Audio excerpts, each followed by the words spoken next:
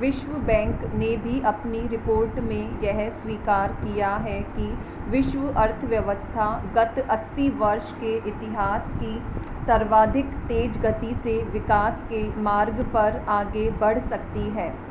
विश्व स्तर पर संपन्न देशों में तेजी से टीकाकरण संभव हुआ है तथा संपन्न देशों ने एक बार और टीका लग सके इतना स्टॉक भी कर लिया है, लेकिन समस्या विश्व के गरीब व विकासशील देशों की है।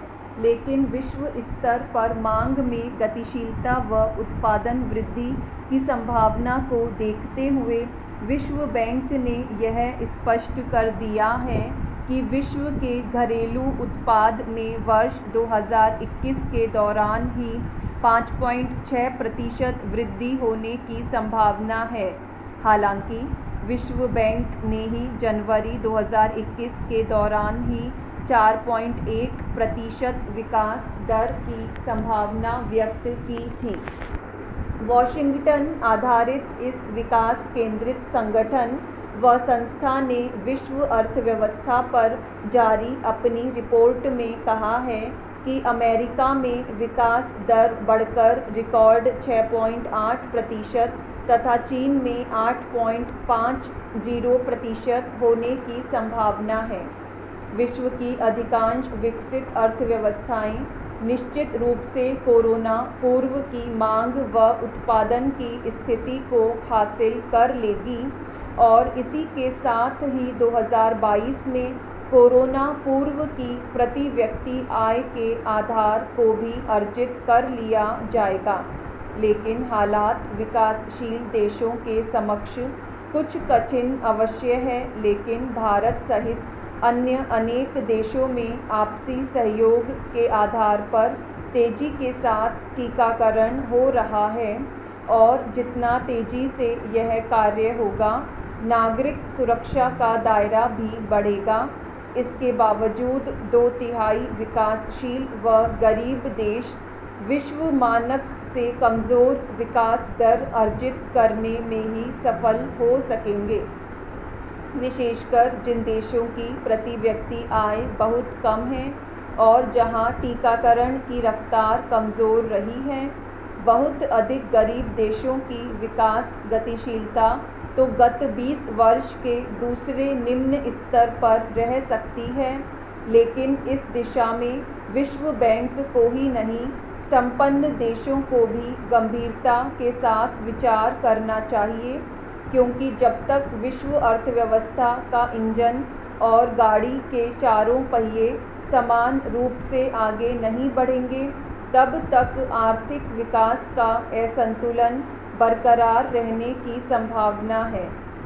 ऐसे हालात में विश्व अर्थव्यवस्था में व्यापक संतुलन स्थापित करने के लिए विश्व के संपन्न देशों को मानवीय आधार पर विश्व बैंक, अंतर्राष्ट्रीय मुद्रा कोष, एशियाई विकास बैंक जैसे संगठनों के माध्यम से विश्व के गरीब व विकासशील देशों के साथ यथासंभव सहयोग करना चाहिए, ताकि विश्व स्तर पर टीकाकरण कार्य तेजी से संपन्न हो सके तथा विश्व अर्थव्यवस्था पुनः तेजी के साथ विकास की ओर अग्रसर हो सके।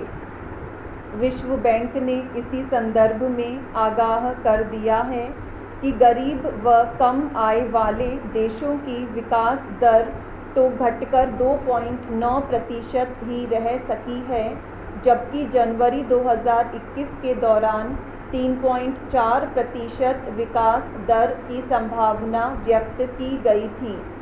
निश्चित रूप से विकसित देश तेजी से विकास की दिशा में आगे बढ़ेंगे, लेकिन विश्व की 3 अरब विकासशील आबादी की मांग जब तक तेजी से नहीं बढ़ेगी, विकसित देशों का विकास लक्ष्य भी दीर्घावधि की दृष्टि से अधूरा ही रहेगा। निसंदेह विकसित औद्योगिक देश तेजी से विकास की ओर से अग्रसर हो रहे हैं, लेकिन वे भी अपनी घरेलू मांग के आधार पर लंबे समय तक ऊंची विकास अर्जित नहीं कर सकेंगे। उन्हें भी विकासशील देशों पर ही भावी विकास के लिए निर्भर रहना होगा। कम आय वाले देशों को निश्चित रूप से व्यापक सहयोग के अभाव में विकास के लिए संघर्ष करना ही होगा। ऐसा संकेत विश्व बैंक की चेतावनी में भी दिया गया है, जो उसके द्वारा विश्व समेकित आर्थिक विकास के संदर्भ में जारी की गई है। विश्व बैंक ने अपनी रिपोर्ट में कहा है कि वर्ष 2021 तक तो संपन्न देश घरेलू मांग की गतिशीलता के चलते आकर्षक विकास दर अर्जित कर लेंगे, लेकिन उसने अपनी चेतावनी में भी कहा है कि वर्ष 2021 के पश्चात इसी विकास गतिशीलता को बरकरार रखना कठिन होगा। इसके लिए विकासशील व गरीब देशों की विकास दर में भी व्यापक गतिशीलता लाना आवश्यक होगा। कोरोना संकट अगर लंबे समय तक जारी रहता है तो असंतुलन विकास की दृष्टि से ही बढ़ने की ही संभावना है। इसी संदर्भ में विश्व स्तर पर मुद्रा प्रसार का बृहत्तर दबाव भी बढ़ सकता है। अतः मांग व आपूर्ति के संदर्भ में भी संतुलन बरकरार रखने की आवश्यकता होगी और इसके लिए वित्तीय स्तर पर भी कठोर नीतियों की आवश्यकता होगी। ऐसे हालात में विकसित व विकासशील देशों की विकास दर 2022 में घटकर क्रमशः वर्ष 2022 में 2.7% व वर्ष 2023 में 2.1% के स्तर पर सिकुड़ सकती है।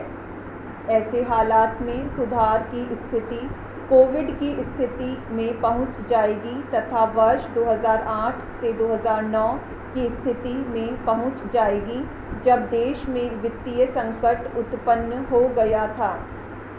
फिलहाल विश्व स्तर पर आर्थिक विकास में गतिशीलता बने रहने की आवश्यकता है, जो अपेक्षा से अधिक वर्ष 2021 के दौरान रहेगी, लेकिन इस गतिशीलता को दीर्घावधि में बरकरार रखे जाने की आवश्यकता है।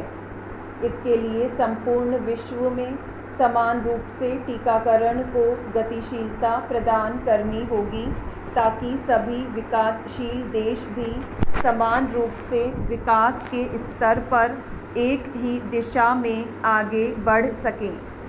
इसके लिए विश्व स्तर पर हरित वातावरण, पर्यावरण शुद्धिकरण, वित्तीय संतुलन और समेकित आर्थिक विकास की मजबूत नींव रखी जानी चाहिए।